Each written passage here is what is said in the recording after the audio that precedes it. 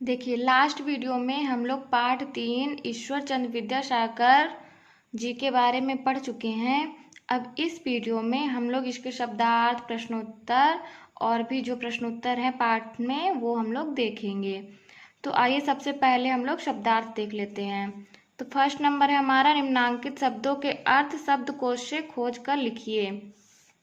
तो देखिए, पहला क्या है, उत्सव। उत्सव का अर्थ क्या होता है, त्योहार या पर्व। फिर आता है परिश्रम। परिश्रम का अर्थ क्या होता है, मेहनत। उसके बाद आता है हृदयंगम। हृदयंगम यानी क्या होता है, मन में बिठाना। फिर आता है अतिरिक्त। अतिरिक्त का अर्थ होता है अलावा। फिर आता है ग्रहणशीलता। ग्रहणशीलता का अर्थ होता है सीखने या प्राप्त करने की क्षमता। फिर आता है जीविका। जीविका का अर्थ होता है रोजगार या व्यवसाय। तो ये हमारा हो गया इसके शब्दार्थ। अब हम लोग देख लेते हैं दूसरा नंबर, निम्नलिखित प्रश्नों के उत्तर अपने शब्दों में लिखिए। तो हमारा पहला प्रश्न है, का नंबर है, ईश्वर चंद्र का जन्म कब और कहाँ हुआ था। तो आइए हम लोग इसका उत्तर देख लेते हैं। तो ईश्वर चंद्र का जन्म, उत्तर नंबर का है हमारा, ईश्वर चंद्र का जन्म 26 दिसंबर 1920 को कोलकाता से 20 मील दूर पश्चिम में स्थित वीर सिंह गांव के एक गरीब परिवार में हुआ था। कब हुआ था, 26 दिसंबर 1920 को। कहाँ हुआ था, कोलकाता से 20 मील दूर पश्चिम में स्थित वीर सिंह गांव में। तो ये हो गया हमारा प्रश्न नंबर 1 का उत्तर। अब इसके बाद हम लोग देखते हैं प्रश्न नंबर 2। प्रश्न नंबर 2 है हमारा, खा नंबर है, ईश्वर चंद्र अपने पिता के साथ कोलकाता कैसे गए, पिता ने उन्हें रास्ते में क्या बताया। तो उत्तर नंबर खा देखते हैं हम लोग। ईश्वर चंद्र अपने पिता के साथ कोलकाता पैदल यात्रा तय करके गए, यानी उनके पास कोई भी सवारी का साधन नहीं था, इसलिए वे अपने पिता के साथ कोलकाता पैदल यात्रा करके गए। रास्ते में पिता ने उन्हें शिक्षा की उपयोगिता एवं उसकी प्रगति के उपायों के बारे में बताया। साथ ही पिता ने उन्हें रास्ते में पड़ने वाले मील के पत्थरों पर लिखे अंग्रेजी अंकों से भी परिचित कराया। यानी जब वे रास्ते में जा रहे थे तो उनके पिता उनको बहलाने के लिए क्या करते हैं, जो मील के पत्थर रहते हैं उन पर लिखे अंग्रेजी के अंकों से उनको परिचित कराते हैं, और साथ में ही जो हमारी शिक्षा है उसकी उपयोगिता क्या है, यानी हमें पढ़ाई क्यों करनी चाहिए और उसकी प्रगति के जो भी उपाय हैं उसके बारे में उन्होंने उनको बताया। तो ये हो गया हमारा उत्तर नंबर 2। अब देखते हैं हम लोग प्रश्न नंबर 3 क्या है हमारा। गा नंबर है हमारा, पाठशाला में अंग्रेजी अंक न सीखने पर भी ईश्वर चंद्र बिल कैसे जोड़ पाए। तो इसका उत्तर हम लोग देखते हैं। उनके पिताजी ने उन्हें कोलकाता आते समय रास्ते में पड़ने वाले मील के पत्थरों पर लिखे अंग्रेजी अंकों से परिचित करा दिया था, इसलिए ईश्वर चंद्र बिल जोड़ पाए।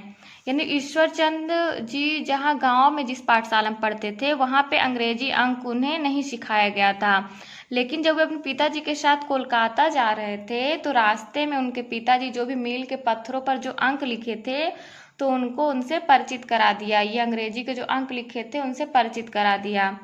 इस तरह ईश्वर चंद्र विद्यासागर जी बिल को जोड़ पाए। अब घा नंबर देखते हैं हम लोग। तो घा नंबर है, ईश्वर चंद्र की उदारता और दयालुता का कोई उदाहरण दीजिए। तो हम लोग इसका उत्तर लिखेंगे। ईश्वर चंद्र इतने उदार तथा दयालु थे कि अपनी छात्रवृत्तियों का अधिकांश भाग निर्धन विद्यार्थियों की सहायता में खर्च कर देते थे एवं वस्त्रहीनों को वस्त्र देते, गरीब विद्यार्थियों का शिक्षण शुल्क और पुस्तकें खरीद देते। इस प्रकार यथासंभव वे सबकी सहायता करते थे। यानी ईश्वर चंद्र विद्यासागर जी जो थे तो वो उनको जो छात्रवृत्ति मिलती थी उसका वो अधिकांश भाग निर्धन यानी जो गरीब विद्यार्थी रहते थे उनकी सहायता में खर्च कर देते थे। जिनके पास कपड़े नहीं रहते थे, यानी वस्त्रहीन यानी होता जिनके पास कपड़े ना हो तो उनको वो वस्त्र देते, और जो भी गरीब विद्यार्थी रहते उनका शिक्षण शुल्क यानी उनकी फीस वगैरह और उनको पुस्तकें खरीदते थे और जो भी उनसे हो सकता था वे उस तरह उनकी सहायता करते थे। अब इसके बाद हमारा अगला प्रश्न है, ईश्वरचंद के नाम के साथ विद्यासागर कैसे जुड़ा? तो देखिए, भारत के महान विद्वानों ने एक सभा करके ईश्वरचंद का अभिनंदन किया और सर्वसम्मति से उन्हें विद्यासागर की उपाधि प्रदान की। तब से वे ईश्वरचंद विद्यासागर के नाम से प्रसिद्ध हो गए। यानी जो भारत के महान विद्वानों ने एक सभा रखी थी जिस पर उन्होंने ईश्वरचंद जी का स्वागत किया यानी अभिनंदन किया और सर्वसम्मत यानी सबकी सहमति के साथ उन्हें विद्यासागर की उपाधि प्रदान की। तभी से उनको ईश्वरचंद विद्यासागर के नाम से जाने जाना लगा। अब हम लोग अगला क्वेश्चन देखते हैं। तो अगला क्वेश्चन है हमारा, ईश्वरचंद को सैकड़ों रुपए के नगद पुरस्कार किस लिए प्राप्त हुए? तो इसका आंसर देखिए, वेदांत तथा दर्शन शास्त्र की योग्यता प्रतियोगिता में सर्वप्रथम आने पर ईश्वरचंद को सैकड़ों रुपए के नगद पुरस्कार एवं प्रशंसा पत्र प्राप्त हुए। तो उनको जो सैकड़ों रुपए के नगद पुरस्कार और जो भी प्रशंसा पत्र प्राप्त हुए थे वो वेदांत तथा दर्शन शास्त्र की योग्यता प्रतियोगिता में सर्वप्रथम यानी सबसे पहला आने के लिए वे सबसे पहले आए थे। इस तरह उनको सैकड़ों रुपए के नगद पुरस्कार और जो भी प्रशंसा पत्र प्राप्त हुए थे। अगला प्रश्न देखिए, 6 नंबर है, ईश्वरचंद विद्यासागर के जीवन की किस घटना ने आपको सबसे अधिक प्रभावित किया और क्यों? तो ये इसका आंसर आप लोग अपने भाषा में लिख सकते हो कि आपको जिस भी घटना ने उनके उनकी जो भी घटना आपको प्रभावित की है, जैसे उनका उदारता, दयालुता या उनकी जो पढ़ने में जो वो इतने ज़्यादा उनका जो दृढ़ संकल्प था पढ़ाई को लेकर, आप अपने अकॉर्डिंग इसको उत्तर कर सकते हैं। जैसे हमने लिखा है 6 नंबर जो हमने लिखा है इसका उत्तर, ईश्वरचंद विद्यासागर की दूसरों की मदद करने की घटना ने हमें सबसे अधिक प्रभावित किया, क्योंकि इससे यह पता चलता है कि वो कितने ज़्यादा उदार और दयालु व्यक्ति थे। यानी ये हमने अपने अकॉर्डिंग आंसर कर दिया है। बाकी आपको जो भी घटना उनकी प्रभावित की हो, जैसे उनका इतनी दूरी पैदल जाना शिक्षा के लिए, उनका शिक्षा के प्रति जो दृढ़ संकल्प था, चाहे आपको उस घटना ने प्रभावित किया हो या कि उनका जो दूसरों की वो मदद करते थे, जिस भी घटना ने आपको प्रभावित किया हो आप अपने अकॉर्डिंग उसको आंसर कर सकते हो। तो ये हो गया हमारा प्रश्न उत्तर, यहाँ से समाप्त होता है इसका। आगे देखते हैं, 3rd नंबर है, रिक्त स्थानों की पूर्ति कीजिए। तो का नंबर क्या है, ईश्वरचंद के पिता का नाम डैश डैश था। तो ईश्वरचंद के पिता का नाम क्या था, ठाकुरदास। खा नंबर है, धैर्य का सहारा लेने से आपत्ति और आख्यान के सहारे रात कट जाती है। गा नंबर है हमारा, जग दुर्लभ सिंह ने उससे डैश डैश अंकों का एक छोटा सा बिल जोड़ने को दिया। तो अंग्रेजी अंकों का। फिर है, अपने पाठ पूरे कर लेने के बाद जो समय बचता उसमें वे डैश डैश को पढ़ाया करते थे। तो कमजोर विद्यार्थियों को, जो कमजोर विद्यार्थी रहते थे उनको ईश्वरचंद जो शेष टाइम उनके पास बचता था उस पे उनको पढ़ाते थे। अंगा नंबर है, प्रेम पूर्वक बच्चों पर किया हुआ कोई भी डैश डैश व्यर्थ नहीं जाता। तो प्रयास व्यर्थ नहीं जाता। अब भाषा अध्ययन में देखिए, नीचे लिखे शब्दों का शुद्ध उच्चारण कीजिए और वाक्यों में प्रयोग कीजिए। जैसे छात्रवृत्ति, पश्चिम, प्रसिद्ध, श्रेणी, प्रेरणा, उपलक्ष्य, धैर्य। तो इन शब्दों का प्रयोग करके आप लोग को वाक्य बनाने हैं, तो इसको आप लोग अपने से करिएगा। देखिए, अब हम लोग देखते हैं भाषा अध्ययन का जो 2nd नंबर क्वेश्चन है, निम्नलिखित तद्भव शब्दों के तत्सम रूप लिखिए। तो इधर साइड हमारे तद्भव शब्द लिखे हुए हैं, इधर साइड तत्सम शब्द लिखे हुए हैं। तो तत्सम शब्द वो होते हैं जो हमारे संस्कृत से ज्यों का त्यों हिंदी में लिए गए वर्ड हैं, और तद्भव शब्द वो होते हैं जिनको थोड़ा सा चेंज करके हिंदी में रूपांतरण किया गया है जिनका। तो देखिए, जैसे तद्भव शब्द है माह, माह का तत्सम शब्द क्या है, मास। उसके बाद धीरज, धीरज का तत्सम शब्द क्या है, धैर्य।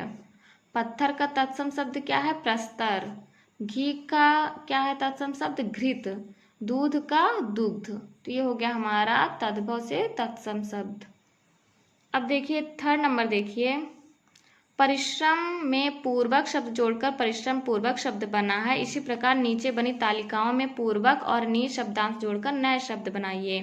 जैसे देखिए परिश्रम लिखा है यहाँ पे, इसमें पूर्वक ऐड किया तो क्या हो गया परिश्रम पूर्वक। ऐसे सरलता में पूर्वक ऐड करेंगे तो क्या आ जाएगा सरलता पूर्वक। विश्वास में पूर्वक ऐड करेंगे तो विश्वास पूर्वक। प्रेम में तो प्रेम पूर्वक। उदारता में तो उदारता पूर्वक।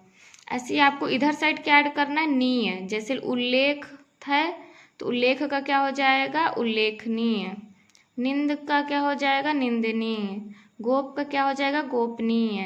पूज्य का क्या हो जाएगा पूजनीय। और पठ का क्या हो जाएगा पठनीय। ऐसे ही आपको ये शब्दांश जो है इनको जोड़कर आपको नए शब्द बनाना है। तो आप लोग ये 3rd नंबर यहाँ पे फिल कर लीजिएगा। अब 4th नंबर देखिए, नीचे कुछ शब्द और उनके विलोम शब्द दिए हैं, आप तालिका बनाकर इन्हें आमने सामने लिखिए। जैसे उन्नति सत्य असत्य अवनति शिक्षा निर्धन आशा शिक्षा धनवान निराशा नया सरल मीठा पुराना कठिन खट्टा। जैसे उन्नति, उन्नति का क्या हो जाएगा विलोम शब्द अवनति। सत्य का असत्य।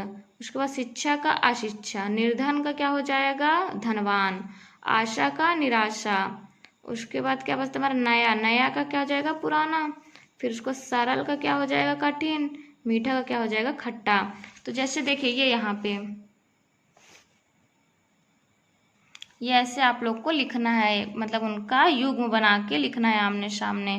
जैसे सत्य का सत्य शिक्षा का शिक्षा निर्धन का धनवान आशा का निराशा उन्नत का विनत नया का पुराना सरल का कठिन मीठा का खट्टा। अब आगे देखिए 5th नंबर है हमारा, निम्नलिखित शब्दों में प्रयोग किए गए उपसर्गों और मूल शब्दों को अलग करके तालिका में लिखिए। तो यहाँ पे हम लोग ये शब्द दिए हुए हैं तो इसमें हम लोग को उपसर्ग और मूल शब्द को अलग करके लिखना है। उपसर्ग क्या होता है हमारा वह शब्द होता है, वह शब्दांश होता है जो किसी भी शब्द के आगे लगकर उसका अर्थ बदल देता है। जैसे देखिए यहाँ पे प्रगति में उपसर्ग क्या है प्रा और मूल शब्द क्या है इसका गति, यानी गति में प्रा लगा के इसका अर्थ बदला गया है। तो ऐसे जैसे परिश्रम, परिश्रम यानी परि क्या हो गया उपसर्ग, श्रम हो गया मूल शब्द। अभिशाप तो अभि हो गया उपसर्ग, शाप हो गया मूल शब्द। पराजय, परा हो गया उपसर्ग, जय हो गया मूल शब्द। विज्ञान, वी हो गया उपसर्ग और मूल शब्द क्या हो गया ज्ञान। तो ये हो गया हमारा उपसर्ग अलग और मूल शब्द अलग करके हमने लिख दिया। अब इसके बाद देख लेते हैं सही जोड़ी। सही जोड़ी क्या है हमारा का नंबर में पूछ रहा है अनेकार्थी। अनेकार्थी का मतलब क्या होता है कि जिनके अनेक अर्थ हों, यानी अनेकार्थी यानी क्या होता है जिन शब्दों के एक से अधिक अर्थ निकले तो उनको क्या बोलेंगे अनेकार्थी। फिर पर्यायवाची, पर्यायवाची आप लोग जानते हो जो समान अर्थ वाले हों, यानी जिन शब्दों के समान अर्थ हों। फिर विलोम, विलोम का मतलब जानते हो आप लोग उल्टा यानी विपरीत शब्द, एक दूसरे के विपरीत अर्थ वाले शब्द, ये हो जाएगा विलोम का। पुनरुक्ति, पुनरुक्ति यानी क्या होता है एक ही शब्द का 2 बार आना, यानी पुनः उसकी आवृत्ति हो जाना, यानी पुनः दूसरी बार अगर कोई शब्द आ रहा है तो उसको पुनरुक्ति बोलते हैं, यानी एक ही शब्द का 2 बार आना। भिन्नार्थक यानी क्या होता है जो सुनने में एक जैसे हों परंतु उनके अर्थ भिन्न हो, तो ये कौन शब्द हो जाएंगे हमारे भिन्नार्थक। तो ये यहीं से हमारा पाठ 3 पंडित ईश्वरचंद्र विद्यासागर खत्म होता है और हम लोग शब्दार्थ पढ़ चुके हैं, प्रश्नोत्तर और जो भी पाठ से रिलेटेड और भी क्वेश्चन थे यानी ग्रामर पोर्शन जो भी था हमारा उसको भी हम लोग पढ़ लिए हैं। तो अब हम लोग नेक्स्ट वीडियो में क्या पढ़ेंगे पाठ 4।